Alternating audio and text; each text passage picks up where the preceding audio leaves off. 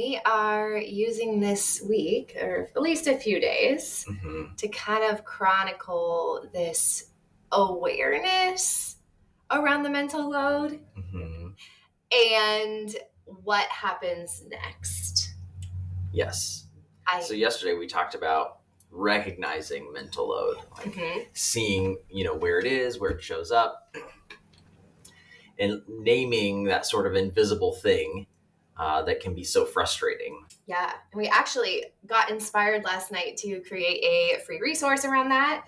So it is a mental load list template, and it has a bunch of categories and things that fall into those categories to kind of help you start to name things. Yeah. But not just stop there, then to have some prompts for you to reflect on. I'm specifically thinking of moms to reflect on how this has impacted them, but then how to take it to your partner to have conversation. Yeah. And I love this resource. She designed most of it, but there's really this part of, you're listing out everything and then looking at it very realistically and practically, and asking questions like, is there anything in here I could let go of? Is there anything in here that, is very heavy for me that, might not be heavy for my partner, or, things like that, to really think through how to navigate that. Yeah. And to back that up a little bit, I think when I first learned about the mental load, when we first started talking about the mental load, it felt like, well, okay, now I can give you this whole laundry list of things that are in my brain. Surely things are just going to change. Things are just going to get better. And come to find out, just getting upset about it and feeling like it's time to have my justice did not actually lead to sustainable change and teamwork. And so this morning we want to talk about actually creating that sustainable teamwork around the mental load once you understand and name the things that are happening behind the scenes. And I think there's two things there. Number one, awareness is just the first step. It's essential. It truly is the first step. But I think a lot of times people think that once they know it, it's fixed, right? And it doesn't automatically change because you're dealing with patterns and routines and mindsets, and all that stuff has to be updated to fit. Yes. So. I like that you said updated. This is something that I use in my own brain, and we use with couples, which is you have to update your operating system, just like on our iPhones. It's annoying. You got to take the time, you got to make the space, and you have to update your phone for it to have more capacity. Also, you have to update how you're operating, or things aren't going to change, right? Like we know people that are so stuck in their ways. This is how I do life. I'm going to live and die this way. And that kind of person isn't going to be a good candidate for a thriving relationship, because a relationship is based on change and growth and give and take and updating that. There's the awareness, and then there is also the approach, because even though you were right, that you were carrying a lot more than I was in the invisible load sector, you didn't say it in a way that I wanted to cooperate at all. I just kind of felt like, oh, okay, just use this as an opportunity to attack me, instead of like, human beings usually are more cooperative and collaborative if they're approached with that intent rather than getting their heads beat in with words. Yeah, and I kind of felt that vengeance of like, I've been exhausted. I've been carrying all of this. And now that we understand it, now that we're naming what the mental load is in our relationship, you need to pay the price, man. Right. That's how I felt inside. And that is one of our relationship tensions. I think you would agree that I often get fiery about things Yes. Yeah. I enjoy getting fiery about things. Uh-huh. That like activity is riveting for me. Mm-hmm. And it does not feel like an invitation to play to you the way that I sometimes think it does. Right. Yes. Yes. Although I have caught on. You have, yeah. And I've gotten better. There's like this fine line of distinction between you're playing fiery and you're vengeful, resentful, want to stab my eyes out with fire rods. Yeah. Yeah. So part of our work together has been figuring some of that out. Like, are you truly like upset, or are we working through something right now? Yeah. You have to ask that sometimes. Right, yeah. Because you would assume that I'm really upset. Yeah. And there's been a lot of times that I'll ask, or be like, oh, I'm not mad at you. Or maybe I am a little, but like not that much. Yeah. So taking this back to when I presented the concept of the mental load to you and feeling like, whoa, man, here's my receipts. I've been doing all this, and it's time for you to step up to the plate, sucker. Yes. How did that go for you? Well, it was mixed. Obviously, I didn't feel good about it. Mm-hmm. It kind of felt like it was getting rubbed in my face. Mm. And I was like, hey, this is my first time knowing about this. Mm-hmm. Like, don't shit all over me with it. But also I was like, but it's true. Like, I recognize that you are carrying a lot more mentally throughout the day. Yeah. And you're responsible for thinking about the things that are essential to like living our daily life and raising our family. So it was mixed, right? Like, I'm like, okay, well, I need to change, but I sure as hell don't want to give you the satisfaction of cowering and being a submissive little servant boy. So I think I had mixed feelings, right? So. Yeah. Okay. So those of you who are just joining, we are chronicling our journey, and we actually have yesterday's episode on our podcast, which is called Better Relationships After Baby. So you can go back and get part 1 of this conversation on your podcast platform. But today we're building on understanding and naming the mental load, and where do we go from there? So recognizing that my first move was to turn to anger, resentment. Damn it, I've been carrying all this. Now take it and make it better and get your act together now that we can name it. And my response was, oh, you're right. I hear you, but I sure as hell don't feel like pitching in now. Because I was just a terror. Really rude about it. Yeah. But we got to a much better place, right? Like, I feel really good about our ebb and flow and how we pass the ball back and forth in our home and in our parenting and in managing all that comes with that. But that has taken a lot more skillful 8 years of work. Yes. Yeah. And it's skill, like it's relationship skill. Like I feel like that term should be more common. Yes. Because those issues still come up. Like, there is still invisible mental load, and there are still all the other issues that come up in parenthood, just over and over regularly. But the thing that has changed has been us, right? You can't always change what's happening or what's coming over the horizon or what, but you can change the way that you manage it, deal with it, engage with it, and that sort of thing. And that is true. That is what we've done. We've updated our operating systems. Right. Yeah. And this is an invitation to do that for anyone out there who wants a better relationship.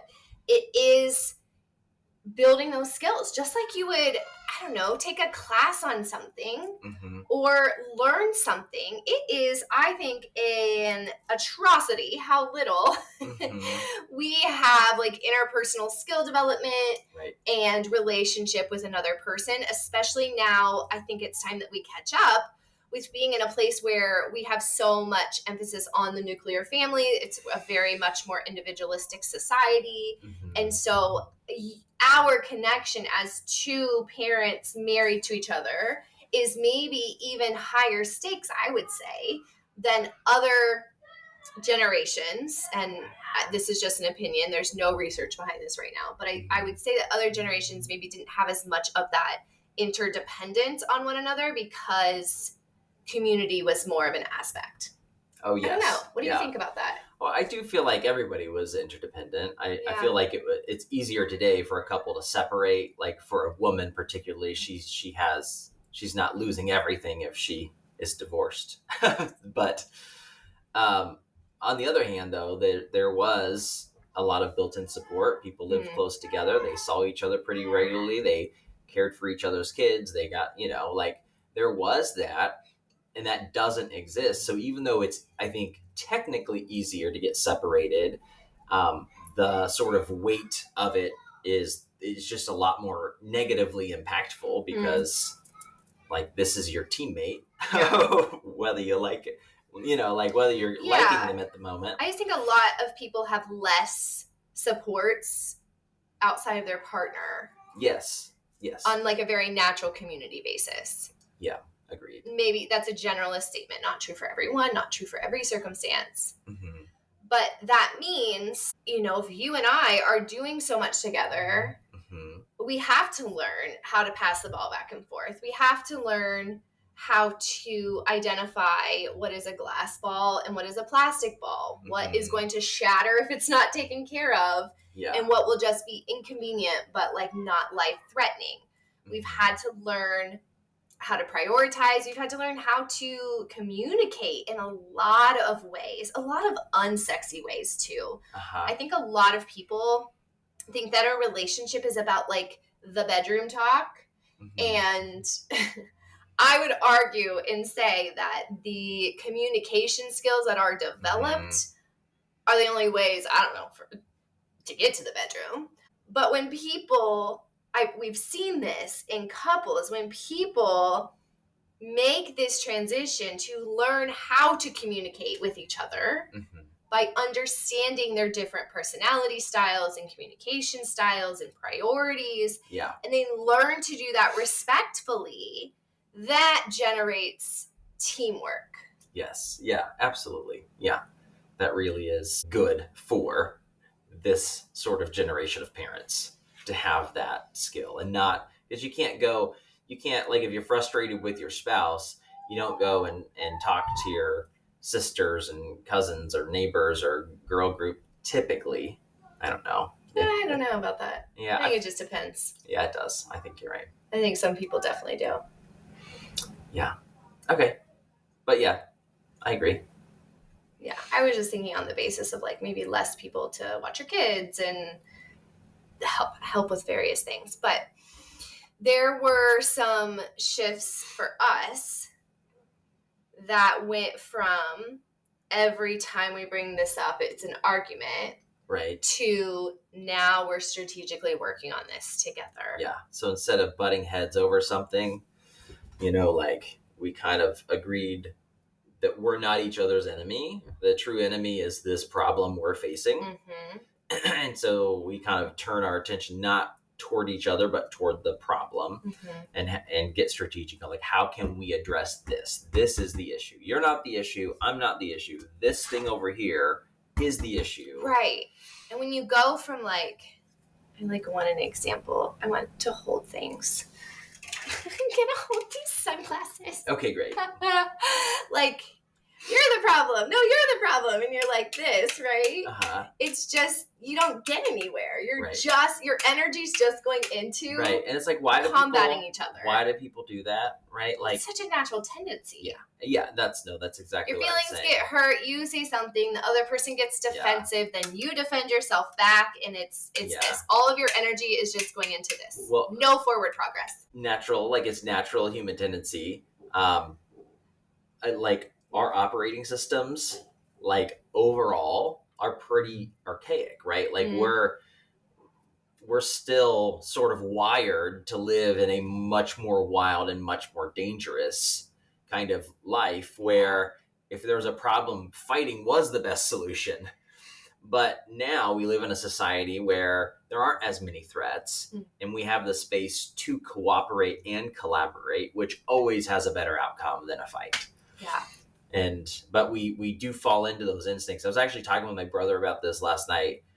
I was in a class in college. It was called evolutionary psychology, and it talks about like the sort of psychological tendencies we have and if they have an evolutionary basis. And it was so fascinating to me, having come from a Christian background. And they were talking about these sort of components that have been passed on that cause human problems. Okay. And like one of them was in-group, out-group mentality. You don't learn that. That is built in, right? Yeah. But it causes so much fighting and harm to operate in that. It's an ancient way when truly it had to be in-group, out-group. Like there were lots of threats out there. You didn't even always know what they were. And it's not necessarily like that anymore. Although some people want it to be. Yeah. But I think like that is old operating system stuff that we're dealing with. There's a saying, I'm going to butcher it for sure, but it's basically like we have the nervous system of a caveman, the heart of a modern human, and the brain of a god or something, or technology of a god or something like that. And it's like we have this huge span of like archaic integrated with modern, and it just literally gets tricky because you have to recognize like, okay, this feels right for me to do this, but it's only because it's naturally built in for me to do this because of evolution and right. So like the other thing that's so fascinating is humans have flourished as much as they have because of their mind. So they don't have to wait for a genetic change that takes generations and generations to like have a physical change. Okay. They can think and make choices instead. So yeah, that's so fascinating. Yes, now I'm excited about like that. The idea of you're updating your operating system. Yeah. Because you can. Yeah. And it's a choice. Because you can, yeah. 100%. Some people are going to choose to, some people aren't. Yep. And I do think like if you're in a relationship with someone who will not make those updates, that's going to be really difficult. Yeah. Now, sometimes, to be fair, some people are stuck in trauma cycles and they can't find a way to change. That doesn't mean drop them and like if there's a way to get help, that's good. Go ahead. I didn't mean to cut you off. Okay. So go ahead if you have. All I was going to do is put the sunglasses together and talk about how you can move forward together. And that energy. This is why we make a good duo. We need a Barbie and Ken next. You are talking about archaic brain spaces, and I am like, look, if my two sunglasses fight each other, nobody gets to move forward. But if they join forces and take steps together, everybody wins. I love it. I love it. Oh. This is old. Like, people have probably heard this, but I remember when it was new, it was so fascinating. But the brain, this is an oversimplification, but it's still generally correct. An oversimplification from your brain is what most of us can handle. So please move forward. So there's like 3 layers of the brain. There's the brain stem, there's the limbic system, and then there's the executive functioning prefrontal cortex. We share those things with other animals. Like the brainstem is what all reptiles have. That is just like the base of the brain, and it is survival only. It is like fight or flight, fawn, or the other F word. Like it is just survival, procreate, get food, run from enemies, attack, prey, whatever. It's just very, very rudimentary. And that's how the world used to be. Then the next layer is the limbic system. And so that moves you out of like body instincts into more of emotion. So limbic system has to do with all your emotions. That's where you start to see like connectivity and empathy and compassion. And you see that in a lot of the like mammal species. If you've ever seen like a mammal mother with her young, there is an affection that you can see even in the animal kingdom. And so they have the limbic system, but then humans have this prefrontal cortex, which is really the magic that lets us step outside of our instincts and our feelings and make decisions based on facts, based on what we can tell is actually true rather than what feels true, or what is driven, what we're driven to do because of our instinct. Yeah. Well, I was just going to say we're going to have to cut this conversation off and continue it tomorrow. Next time. Those of you who are just hopping on, we have a podcast called Better Relationships After Baby. And I am going to add this. Yesterday, we started part 1 of this conversation about naming the mental load, recognizing the mental load. Please know that we have a free resource for that. I'll make sure it's in the show notes. And if you missed the beginning of this conversation, I will put that up on the Better Relationships After Baby podcast this morning. Tomorrow, I'm wearing these the whole time. All right. We'll be back tomorrow to talk more about the mental load, resentment, updating your archaic operating systems, and becoming a